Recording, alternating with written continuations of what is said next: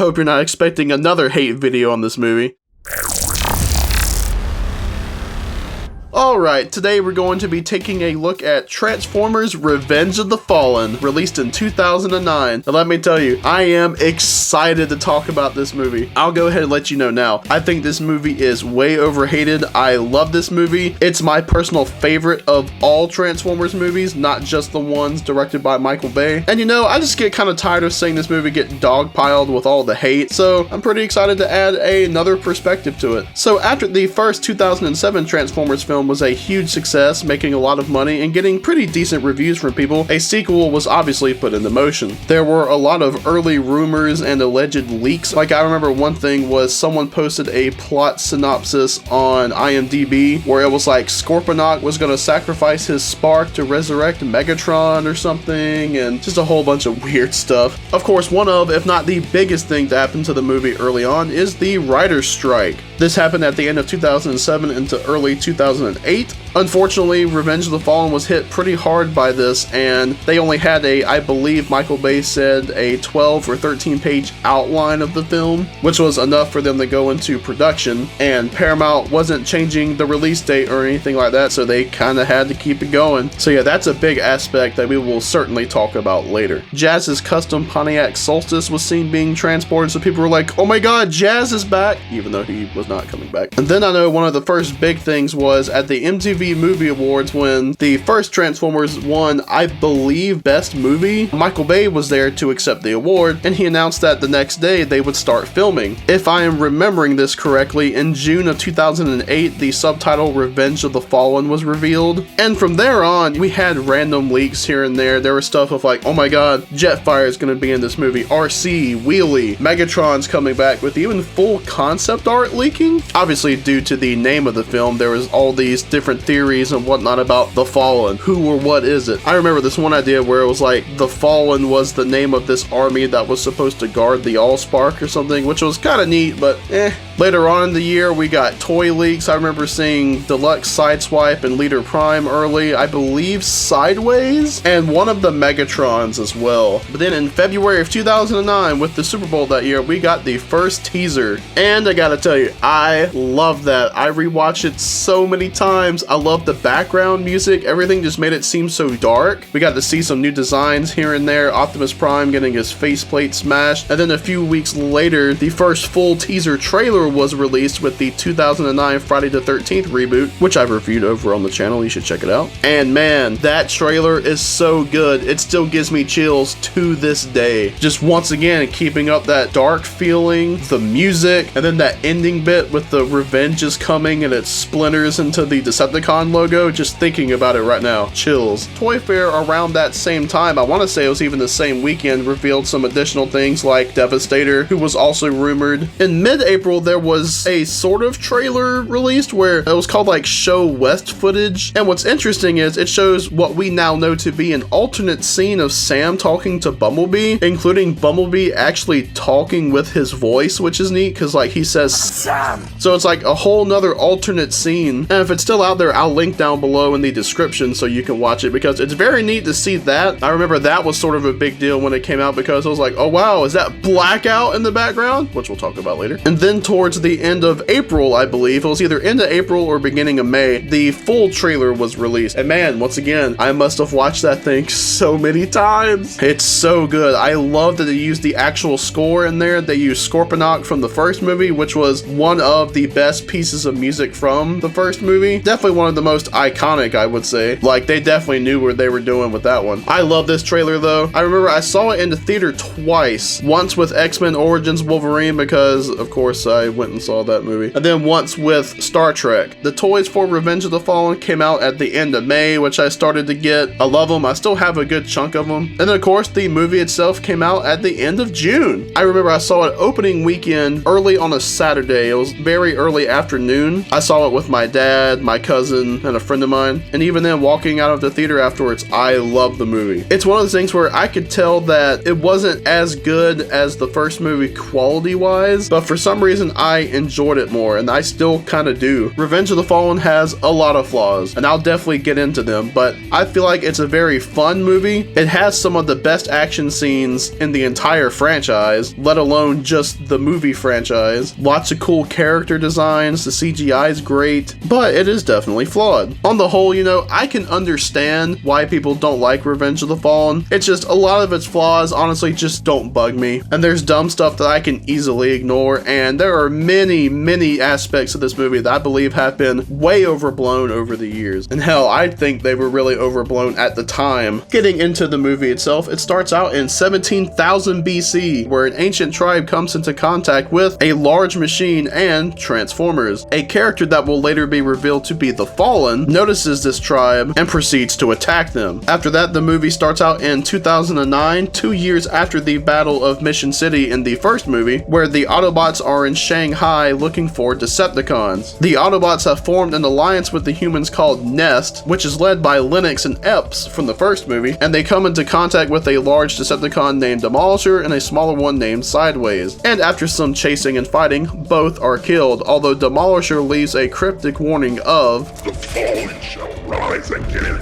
Then we catch back up with Sam Witwicky, where he is going off to college, and he has what I kind of see as like a rocky relationship with Michaela, and while he's talking to her on the phone, he messes around with the hoodie he wore in the first movie, and a shard of the Allspark falls out. He drops it and it melts through the floors of his house until it lands in the kitchen and turns all of the kitchen stuff into Transformers. They attack Sam and his parents, although Bumblebee kills them all, but unfortunately, Bumblebee blows up part of the house. Sam tells Bumblebee that he can't go with him to college because of some dumb rule, and he says goodbye to Michaela. Little do they know they are being spied on by Wheelie, a small Decepticon spy who sends a signal to Soundwave. He listens in to the debriefing at the Nest base, where Nest is visited by Theodore Galloway. Basically, he thinks that the Autobots are the reason why Decepticons keep coming to the planet, and that this whole warning of the Fallen shall rise again is because of them, and basically says that the Autobots might be kicked off the planet and would they leave if they were asked to. We see Sam getting acquainted at school. He meets his roommate Leo. He keeps seeing these symbols everywhere. There's this one girl that kind of keeps an eye on him. He's not web chatting with Michaela, going out to parties and stuff, although Bumblebee comes to get him and takes him to meet Optimus Prime, where Optimus Prime informs him that a shard of the Allspark was stolen. This was done by Ravage and Reedman, who were sent down by Soundwave. Optimus also asks for Sam's help, but Sam refuses, saying that he just wants a normal life. Then we see Ravage meet up with a group of Decepticons, where they dive down to where Megatron was left in the ocean. They kill one of their own, quickly fix his body, and revive him with the stolen shard of the Allspark. Megatron then flies to one of Saturn's moons to the crashed ship the Nemesis, where he finds Starscream, a bunch of hatchlings in these weird pods, and the Fallen, who we find out is Megatron's master. While they talk, we learn that only a Prime can defeat the Fallen, and that they need to take out Optimus Prime. Sam has a mental breakdown in one of his classes and calls Michaela about it, but Michaela discovers Wheelie, so she flies to meet up with Sam. The girl Alice comes in to seduce Sam, but wait, she's a Decepticon! So Sam, Michaela, and Leo chase through the school, although eventually they defeat Alice, but they are captured by the helicopter Grindor, who delivers them to Megatron and Starscream. They begin to torture Sam to get the information from the Allspark from him, but Optimus Prime and Bumblebee arrive. Optimus gets Sam and goes into a forest where he is chased down by Megatron. Starscream and Grindor arrive, and Optimus is outnumbered 3-1. While initially being beaten down, he eventually gains the upper hand, although Megatron, thanks to a sneak attack, stabs Optimus through the back, shoots him through the back, and kills Optimus Prime. The Fallen then makes his arrival along with a bunch of other Decepticons, and he makes a global announcement to give him Sam or the world will be destroyed. So now Sam is not only on the run from the Decepticons, but also worldwide militaries and governments and whatnot. He's also being looked after by Bumblebee and the twins, Skids and Mudflap, while the rest of the Autobots go back to Nest, where Nest is temporarily disbanded and being ordered to go back to their base at Diego Garcia. Thanks to Leo's help, Sam and Michaela go to a deli in New York where they discover Agent Simmons from the first movie, old Seymour. They ask him for help and he's able to show them locations of old Transformers that Sector 7 discovered. They go to the closest one, which is supposedly in Washington, D.C. They sneak into the Smithsonian Museum and eventually find that the Transformer is a SR-71 Blackbird. The Shard of the Allspark makes contact with it and revives Jetfire. They are initially concerned about Jetfire since he's a Decepticon, but they find out that he changed sides to the Autobots. He teleports them all to Egypt where he explains everything that's going on with the Fallen, where there is a machine that destroys stars to make Energon, and the ancient primes had one rule, which was never destroy a star that helped give life to any planets. But the Fallen defied this rule, but he was eventually defeated and the primes sealed the Matrix of Leadership, which is used to activate the machine, in a tomb made of their bodies. So they go out in search of this Matrix and this tomb, and eventually Sam and Co are able to find it, although the Matrix turns to dust in Sam's hands. Nest, thanks to a message from Simmons, shows up with Optimus Prime's body, with Sam being extremely sure that the Matrix will be able to revive him. The Decepticons show up and there's a huge battle. Lots of characters die, Devastator shows up, he's pretty cool, and it's also discovered that the Sun Harvester is the Great Pyramid. Eventually though, most of the Decepticons are killed, although Megatron manages to kill Sam. And in a scene that my friend Matthew absolutely fucking hates, Sam communicates with the Primes, who tell him that the Matrix of Leadership is not found but earned. He is revived, the Matrix reforms, he tells Michaela I love you, and he revives Optimus Prime. Although the Fallen instantly shows up, messes up Optimus Prime, who is still hurt from his injuries during the forest battle, and takes the Matrix and begins to activate the Sun Harvester. But Jetfire, who was injured during the battle, gives his life so that Optimus Prime can use his parts and defeat the Fallen. The Autobot Jolt transmits Jetfire's parts onto Optimus Prime, and he flies towards the pyramid to fight the Fallen. In a very quick battle, Optimus Prime kills the Fallen, heavily injures Megatron, and destroys the Sun Harvester. Megatron and Starscream retreat, and all is well. And we get some quick scenes of Sam going back to school, so nice. I know the story, it's not anything super special, and it's obviously brought down at least a little bit by the writer's strike. But I don't know, when I hear people say that this is an awful story or that it's super complicated and hard to understand, like, I don't really get it. Granted, maybe it's just because I'm really into this movie, but like, I don't find it hard to understand at all. Honestly, if people are confused about stuff, they probably weren't paying attention and they're trying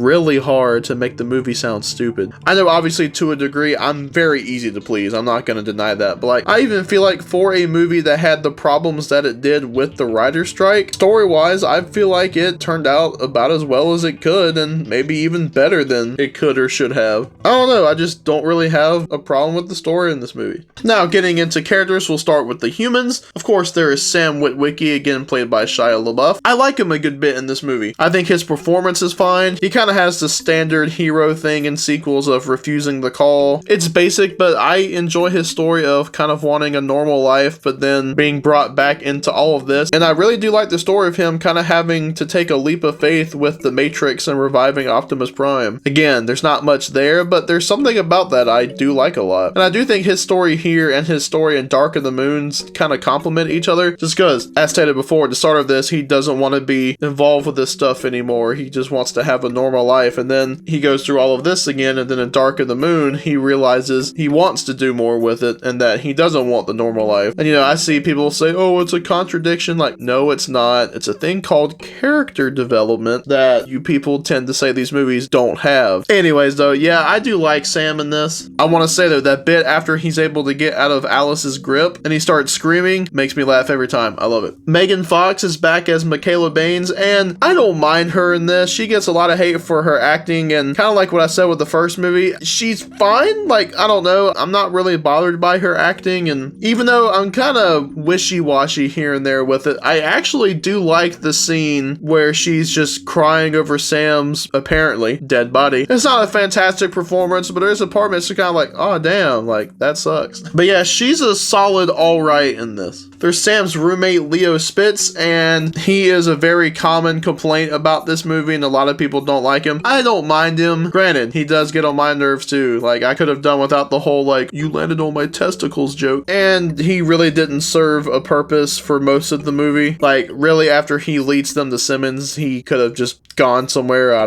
don't know. But hey, Simmons is back in this movie, and I love him in this movie. He's so good. Of course, everyone knows his legendary speech, which is awesome. I think he gets some pretty funny moments here and there. I think that, as usual, John Turturro is great. I think this movie might be Agent Simmons at his best. Sam's parents, Ron and Judy, are back, and you can definitely tell that they were like, guys, people really like the parents in the first movie. We have to add more of them with their parts in this. I definitely could have done without the whole, oh look, she's high at the school, even though those types of brownies wouldn't cause her to do this stuff. But they still made me laugh, and let me tell you, Ron's interaction with Sam towards the end of the movie when Sam's telling them to run and that he needs to go do this, that's a good scene. I think that might be the best acting in the movie from Kevin Dunn. Like, that scene's good, and it kind of gets me. Like, I don't know, there's something about it with how he's just like, no, we're gonna do it together. I think that's a really good scene. We got the resident dick in this movie, Theodore Galloway. And what else is there to really say? He's a dick.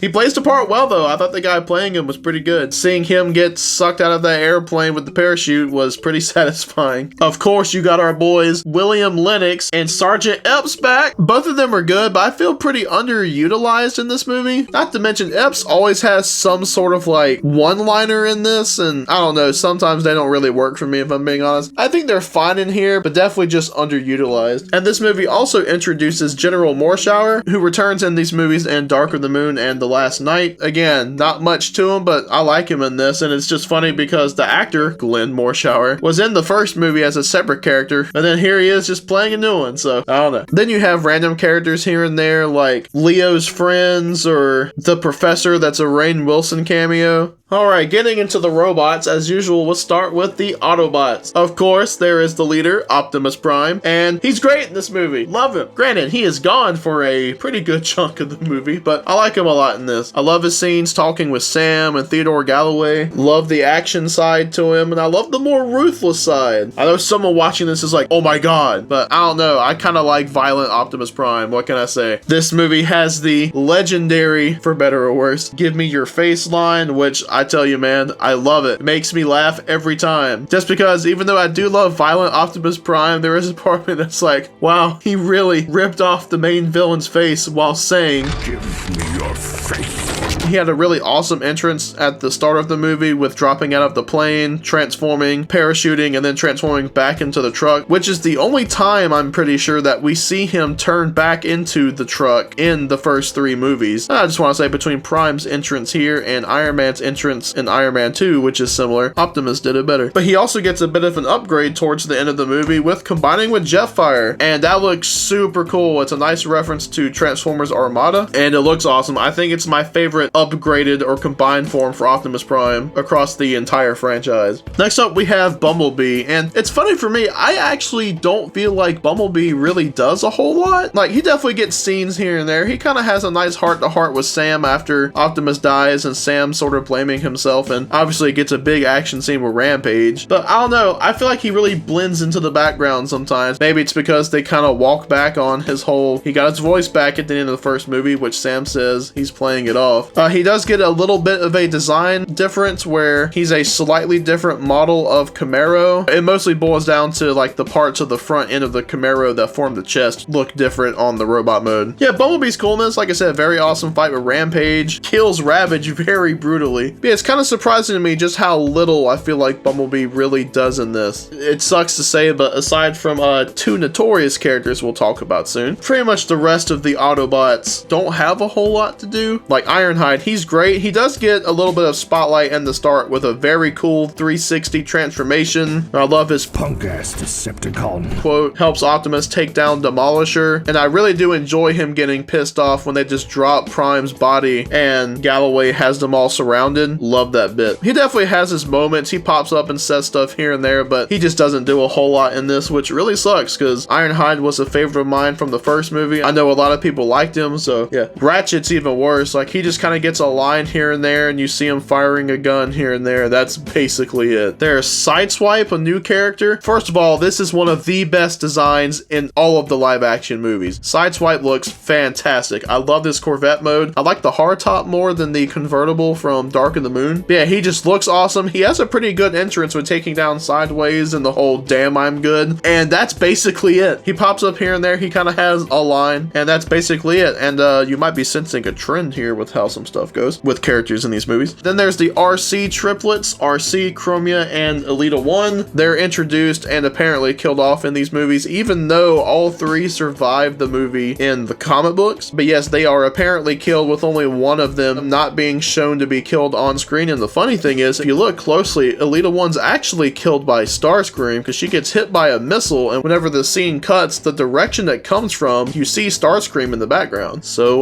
Starscream got one. Yeah, they're neat. They don't really do much though. Like, I kind of forget they're even in here a lot of the time. I like their designs, actually. I know that seems kind of unpopular to say, but I like their designs in this. Then there's my boy Jolt, who has under a minute of screen time and has no lines, but he does get a name shout out. Jolt.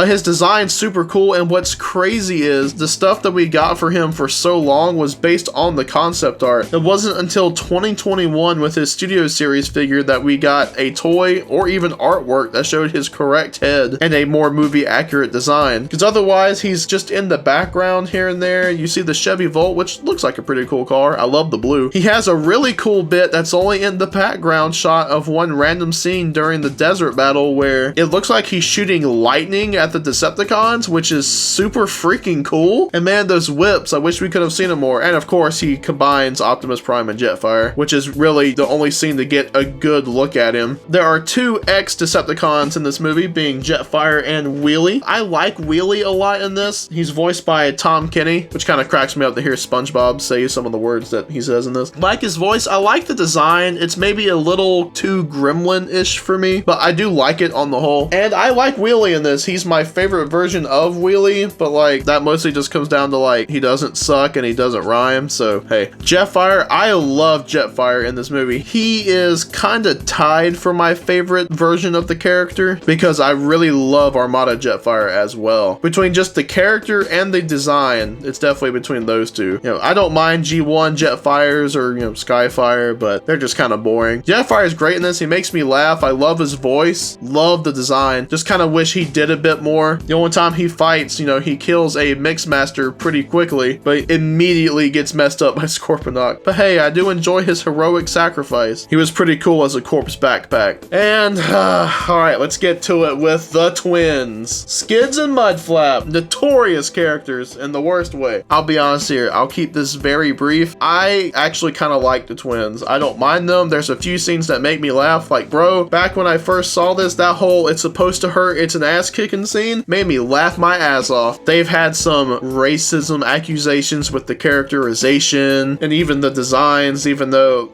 I don't really see it with the designs personally. I actually kind of like their designs. Skids is the one I like the most out of the two. I don't know. For me personally, I don't find them to be racist. You know, are they stereotypes? I can definitely see that. But I really don't think they're offensive, especially since they're just meant to be the street thugs. That type of person doesn't really have a specific race, again, at least to me. And if anything, especially with some of the people that I went to high school with, I feel like I saw more white kids acting like this than anybody of color, specifically African American. So like, I don't know, I kind of feel like people are just looking too much into it and just trying to find something to be offended over. Hey, if you think they are that, then I'm not really gonna fight you on it, but I have never thought that they were as bad as people have said, and the negativity towards them has been extremely overblown to me personally over the years. Moving on to the Decepticons, starting off we have the title character himself, the Fallen. And I like the Fallen in this movie, but overall he is a disappointing villain, unfortunately, especially for me because I kind of hyped up the character before the movie came out, because when we first started to get leaks and rumors about the movie, there was stuff going around about the Fallen, and I remember seeing where a lot of people didn't know who he was, but that he was a comic book character character, and I thought his design was cool, the whole constantly on fire thing and being a servant of Unicron and trying to revive him. I just thought that was super cool. And then seeing the character's design, like, I love the Fallen's design in this. It looks so cool. I love the Egyptian influences. I really dig the whole his face is the Decepticon symbol thing. It's not as clear as it could be in the final movie design, but it's certainly there. I think he really nails the whole ancient looking Transformer thing, and I dig the orange stuff you see throughout his body. I remember that I used to say that it was lava flowing through his body. And he has a kind of weird thing to me where if you look at his design, he seems skinny, like if you look at him on his own, but then compared to everyone else because of his size, he looks kind of bulky, at least in my opinion. Not to mention the fact that he is tall. He's not absolutely huge compared to everyone else, but he is very large. I think he is at 40 feet tall or possibly a bit taller, and of course the sheer mass that comes with that as well. He also has like 8 fingers, and of course the weird like torso connecting things, connects his arms and his torso together, and I think that looks super cool. Very odd, but very cool. I love the fact that the Studio Series figure was able to pull that off. I don't know, just on a design level, I like him a lot. The Fallen is voiced by Tony Todd, and I love his voice. But as for his role in the movie, you don't see him a whole lot, and the biggest issue for me is just the fact that he's constantly built up throughout the movie, you know, between the whole only a Prime can defeat him thing, and he's Megatron's master. Megatron will kneel before him, and even before the final fight, having him use his telekinetic and teleporting powers, and he just goes out so fast with only a little bit of screen time. It's very unfortunate, especially for being the main villain of the movie, literally the title character. You know, it's like he gets, I think, only 2 hits in the fight with Optimus Prime, and then gets borderline embarrassed with his death. So it does kind of suck. And then there's the fact that he really doesn't have motivation. He is fleshed out more in the comics and stuff, but in the movie it's just, I want revenge, and that's basically it. I don't mind a simple villain, but combine the disappointing aspect to him being built up and then not really being much of anything, to also having no motivation and low screen time, it's just all around kind of a bad combination. But despite all that, I do like the character. I've kind of softened on my views on that over the years. So I used to hate the fact that the fight was so short and he gets killed so fast and doesn't put up a fight. I still don't like it, but I've kind of gotten over it. So yeah, the Fallen is disappointing, but I think he's a character that had a lot of potential. He looks super cool. He has cool powers, a great voice. He just needed a bit more screen time and to be kind of just worth the hype overall. Megatron is resurrected in this movie, and let me tell you, I love Megatron in this. First of all, Hugo Weaving's back, and he's still great. Second of all, not only do I think that this design is Megatron's best live action design, it's my personal favorite design for Megatron, period. I love this design. It's so freaking cool. And then I actually think he kicks a lot of ass in this. Like, to an extent, this should have been called Revenge of Megatron. He kills Optimus Prime, he kills Sam, he has a lot of cool scenes, and you know, yes, everyone loves to be like, oh, but he was bowing before the Fallen, Megatron wouldn't do that, blah blah blah. Bro, shut up. Because for me, it's like they had a very Emperor Palpatine and Darth Vader kind of relationship where the Fallen is the teacher to Megatron, and I just feel like he was kneeling to him out of respect and everything, because you never actually see the Fallen command Megatron at all. He doesn't take an order and all that kind of stuff, even though he does call him master, but again, I feel like that's a respectful thing. And for me, it's like, if Darth Vader can kneel before the Emperor and call him master and take orders and still be considered this huge badass, why can't Megatron still be considered a badass for doing basically the same thing, you know? I also love a good chunk of Megatron's lines, especially the "Even in death there is no command but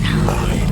He also has some great scenes with Starscream that definitely added in a bit more of that whole Megatron and Starscream dynamic, and I feel like it follows up on the "you fail me yet again" thing from the first movie. So yeah, overall, I really was not disappointed with Megatron in this movie. Starscream returns in this, and I think he's pretty good on the whole. He gets the Cybertronian tattoos in this movie, and I like them. I'm kind of iffy if I prefer this look over the 2007 clean look. To be honest, I kind of flip-flop just because I do feel sometimes that the tattoos do make him look a little too busy, visually speaking, but I don't know, they're still pretty rad. His voice changes a bit in this movie if you compare them. The humans have taken it.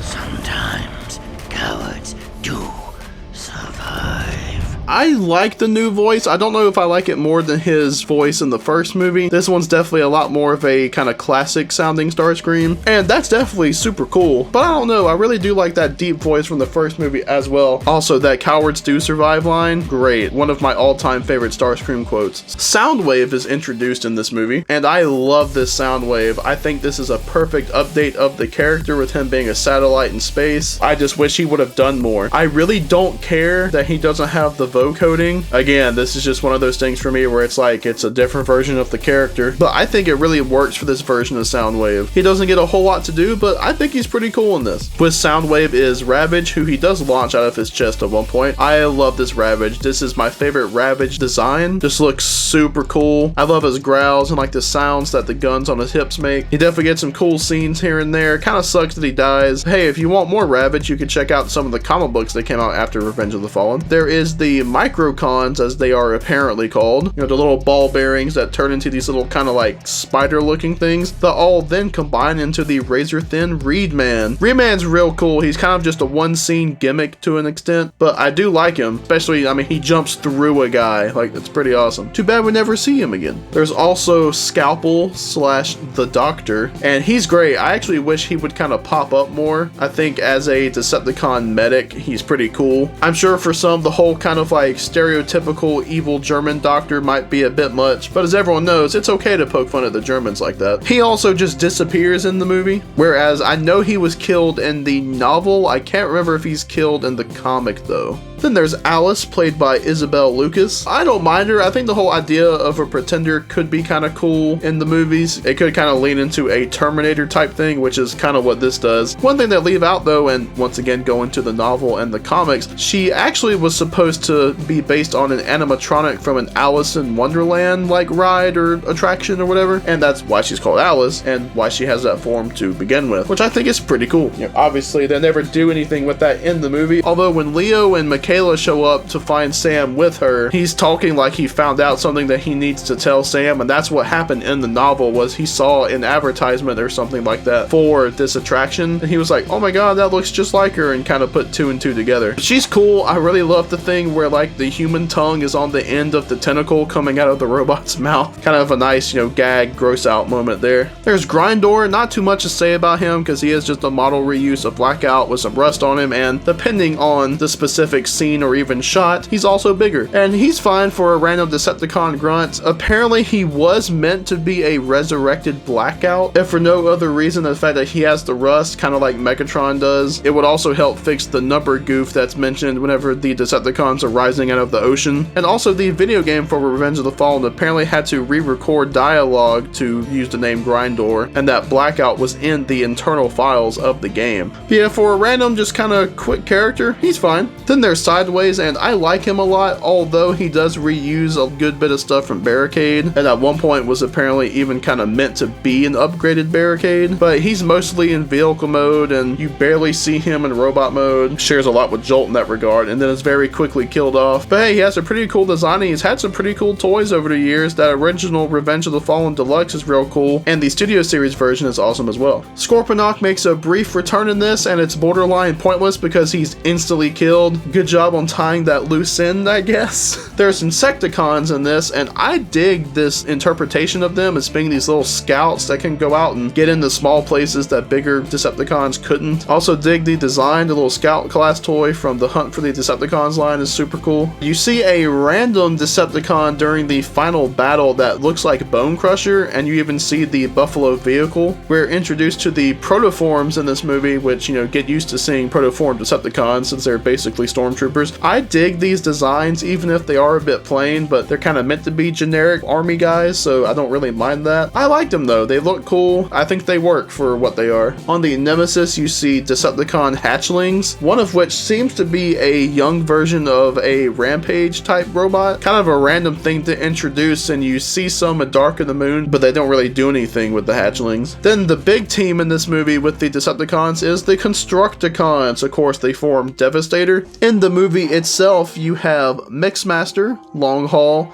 Scrapper, Hightower, Overload, Scavenger, Skipjack, Demolisher, Rampage, Scrap Metal, a random dump truck that shows up while Devastator is combining, and a shovel that also shows up when Devastator is combining. Now, out of those, we only see the robot modes of Mixmaster, Long Haul, Scrapper, and Rampage. Although Rampage shares a design with Skipjack and Demolisher shares a design with Scavenger. It's just the colors that are different on those guys. So I guess technically you could say you see them too, kinda. But I love the Constructicons designs. I think they all look cool. I love how weird they are. Stuff like that in these movies I freaking love. And Revenge of the Fallen was the peak for this kind of stuff. I don't think there's a bad design among them, even the more weird stuff like Hightower. Scrapper I think might be my favorite one, although I really like Long Haul. I like Mixmaster a lot too. And then of course they combine into Devastator, a giant amongst giants, and actually broke one of ILM's computers just with the sheer number of parts and space he took up, which is pretty nuts, and he's still one of the most complex CGI designs ever. If I remember correctly, the Driller from Dark of the Moon surpassed him, and maybe something from some other movie has as well, but he's still one of the biggest CGI models out there. It just sucks though, because Devastator doesn't do a whole lot. He kind of sucks up some sand, kind of fights the twins, climbs a pyramid, and falls and dies, which is definitely a disappointment. I don't mind those. I still think he was super cool. I love the sound design with Devastator. I love the whole vortex grinder thing. I just wish he would have done a bit more. And heck, maybe make him the big army that the Autobots have to fight in the end, and then he combines and now everyone has to work together to take him down, you know? Instead, he is just kind of treated as like this side thing. It's also not made very clear what's going on with the Constructicons, because as mentioned before, you see a few of them in their robot mode that transform, but then they're running around while Devastator is combined. So it almost seems like there's the robot mode team, but then like the team that combines into Devastator. It's all kind of confusing. For me, it's kind of whatever. I've kind of just accepted that the Constructicons seem to kind of be generics to an extent, but still, they're super cool in this and I love their designs. During the scene where Scalpel is looking at Sam, you also get these sort of assistant robots to come out and drop that torture thing to him, and you also see Frenzy's head very briefly. Now, some other stuff that we see in the movie are the kitchen bots. There are only two of them that have a name, one being Ejector, who got a toy. He's a little toaster, he's pretty cool. And then there's Dickbot, the blender guy, and he is so named just because of where a gun happens to be located on him. And that name comes from the fact that on the special features for Revenge of the Fallen, that's what one of the guys who worked on the CGI models call him. Yeah, there's quite a few of the kitchen bots. They're neat for what they are, but they show up and are killed very quickly. Then there's the Primes. I like the Primes a lot. They definitely share a lot of parts with the Fallen, but I feel like that's kind of to be expected. But I dig their look, and you know, I really like how some of them look pretty different despite sharing a lot of parts. To me, it's just cool how different they look. But again, they're not in the movie too much. But regardless, I like them.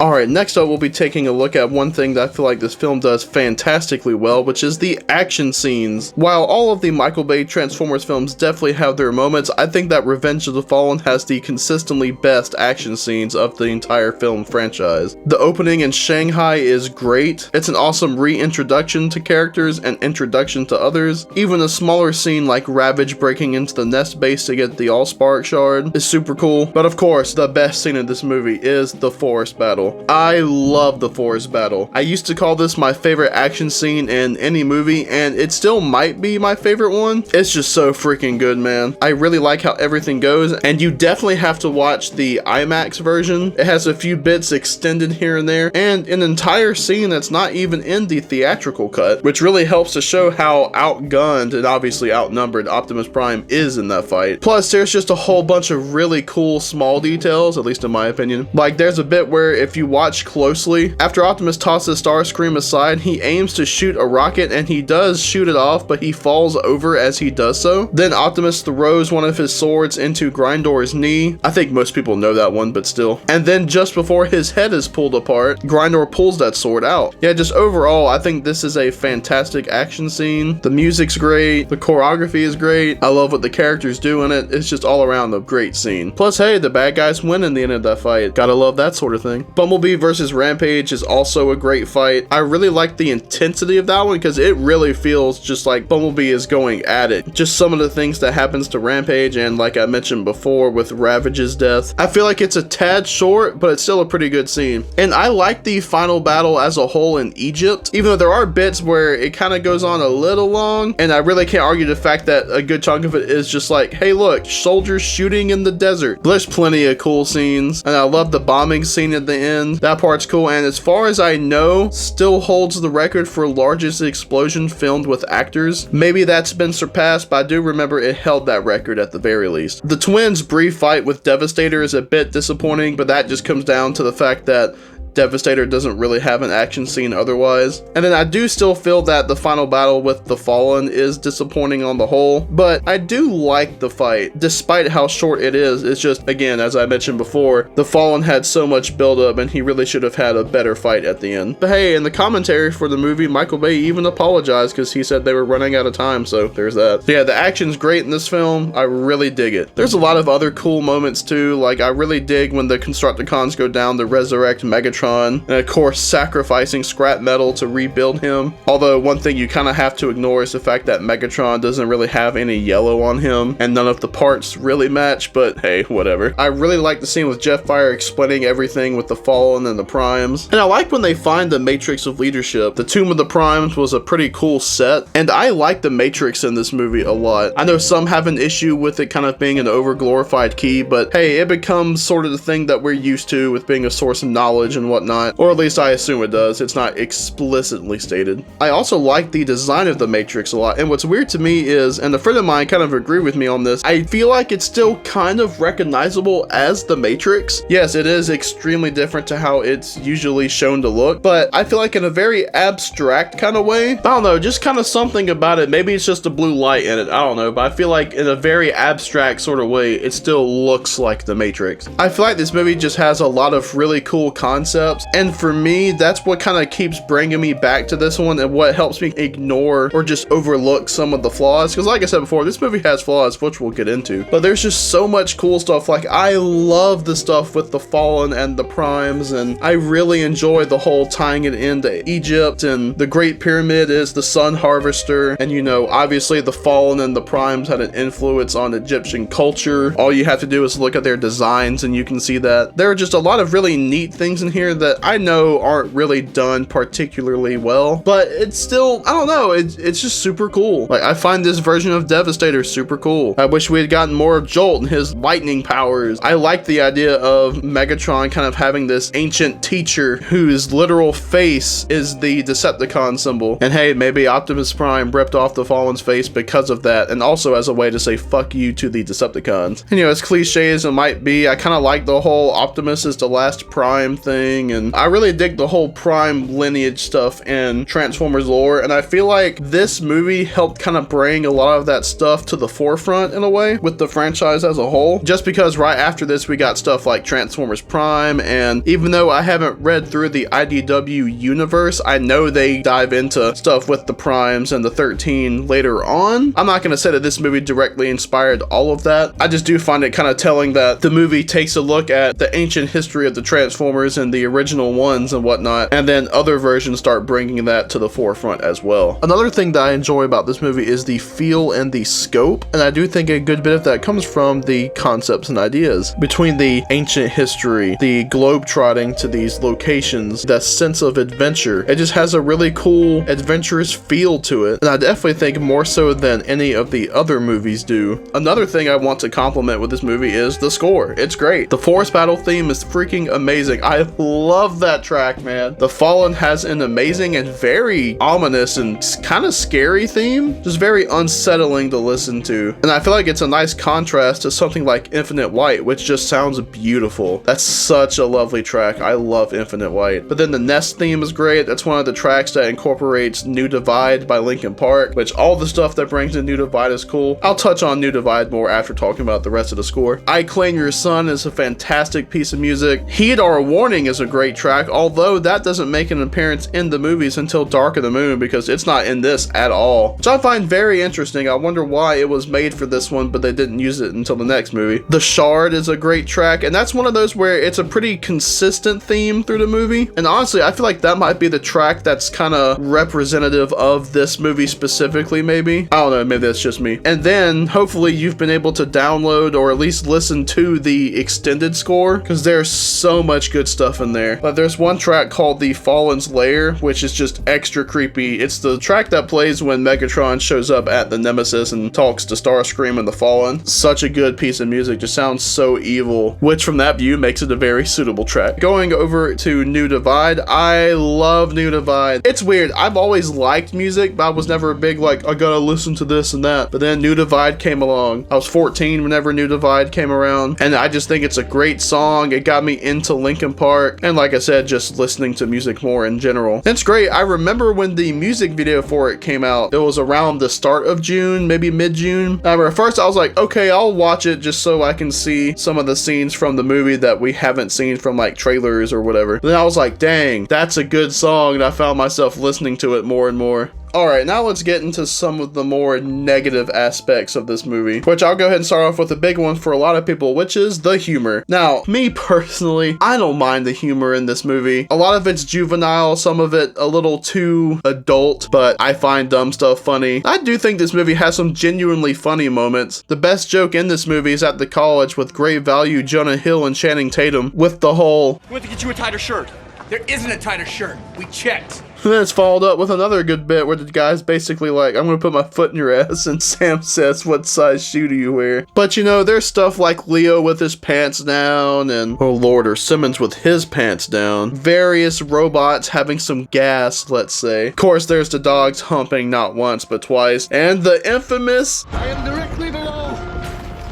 Enemy scrotum. which, okay, you know what? I'm gonna be honest here. One, the scene's not that bad. Everyone's like, oh my god, they put testicles on a robot. No, they're just wrecking balls, but they happen to be in the correct spot. Not to mention, guys, it's a few seconds out of a 2.5 hour movie. I really don't get why it's that big a deal. Is it crass? I mean, yeah, but it has been way overblown, and I hate when it's used like, they put testicles on a transformer. Once again, technically speaking, no they didn't. And obviously there are issues with the plot and the story, and I feel like a lot of that just comes down to the writer's strike. There are things like, why do they need the Matrix to revive Optimus if Sam and Michaela had a piece of the Allspark? Maybe the power had been drained or something like that. But still, it is kind of an issue. I can overlook it, but it's definitely there if you want to see it. And one thing people try to say is an issue that is not an issue is the whole thing with only a Prime can defeat the Fallen, which for some reason people have taken to mean that only a Prime can kill a Prime. Because then it's like, well, why can Megatron kill Optimus Prime? He's not a Prime. It's like, no, dummy. Only a Prime can defeat the Fallen. I mean, here, let's ask Jetfire. Jetfire, which one is it? Only a Prime can defeat the Fallen. Oh wow, would you look at that? It's never said only a Prime can kill a Prime. The editing in this movie is definitely an issue. Although I don't feel like it's nearly to the extent of The Last Night. But I just feel like sometimes there's some awkward cuts, and then like when the Constructicons dive down to resurrect Megatron, there's no real indication of a passage of time. It just kind of cuts from, hey, they're ripping apart scrap metal to, oh look, he's finished and they're bringing him back to life. Then Megatron flies out of the ocean and it instantly cuts to him flying to one of Saturn's moons. I can overlook that stuff, but it is a little jarring. And then this movie has a quick bit, which is something that I dislike that movies do, which is during this opening scene with Nest, there's this scene here where it's like they just cut out a few seconds or something of this vehicle on the road, and it's so weird. I want to say one of the other movies did something like this, but I just can't remember. But I've seen that before in other movies and I kind of hate it. And then this movie is kind of infamous for reusing shots within its own movie, because you get stuff like Soundwave in space. The first scene that you see him in is reused whenever he's telling the Decepticons to mobilize. After Optimus is resurrected, there's a shot of him looking up, and that shot is later used in reverse where it's flipped to be on the other side and he's looking down. You know, that's one especially that I'm just kind of like, come on, guys. But it also reuses some shots from the first movie. There's a shot of a drone flying towards the battle in Egypt that's reused from the first movie when the soldiers are fighting Scorponok. And then another big one for me is they just take 2 shots from the first movie during the start of the arrival to Earth scene with the Autobots in their sort of asteroid forms coming down to Earth, and one shot's just taking directly from the first movie, and then the second one they just add more of the asteroids, which I guess that's something you're at least doing a bit more with it. But again, it's just like, come on guys, this was in a pretty big scene from the last movie, like what the hell. At least for the most part, all of this shot reusage is for quick little scenes. That's why it's not a big deal to me, but still, it's an issue that's there. Then it's like the ending to the movie is so quick, like it's just the Fallen is killed, Megatron, Starscream leave, Sam and Michaela are happy, the parents are like, OMG, they're going home, the end. Like, I'm not asking for some Return of the King stuff where it takes like half an hour to end, but it'd be nice to have just a little bit more of a wrap up. I mean, hell, you don't see any of the other Autobots, even Bumblebee, after Optimus flies off to fight the Fallen. Then this movie has a good bit of errors. Again, I've already talked about some of the plot ones, but everyone knows that this movie has a horrible sense of geography. Like, there's not a desert behind the Smithsonian Museum. Wheelie did not show anything pointing to Washington, D.C. There's a map shown to Morshower that has coordinates to where Sam and everyone's going, and if I remember right, it's not even pointing to where they would be. And then there's the fact that, like, they just kind of drive around all these countries and stuff, no problem, and they're going to Jordan even though there's a whole nother country in between Jordan and Egypt. There's also the fact that, if I'm remembering correctly, the Great Pyramid is like, I think around 200 miles from the ocean, but they literally add in the ocean just to help it fit in with there being an aircraft carrier with the railgun nearby. And then there's some random small errors, like if you've never noticed in the start when the Fallen is attacking the tribe, he goes to step on the one with his right foot, but when his foot comes down, it's with his left foot. And it's so weird. I don't know how that got past anything. Like, I mean, granted, I didn't notice for like a year or two after this movie came out, and I was like, oh my god. Or the fact that the submarine that's looking over Megatron's remains says that 5 contacts are going down, and then Scrap Metal is killed, which would then be 4, and then they revive Megatron, which is 5, so it should be 5 down, 5 up. But then it's like, oh, there's 6 of them, which could lead credence to the Blackout being revived theory, or this is what I prefer to think, it's just a goof and we just kind of have to deal with it.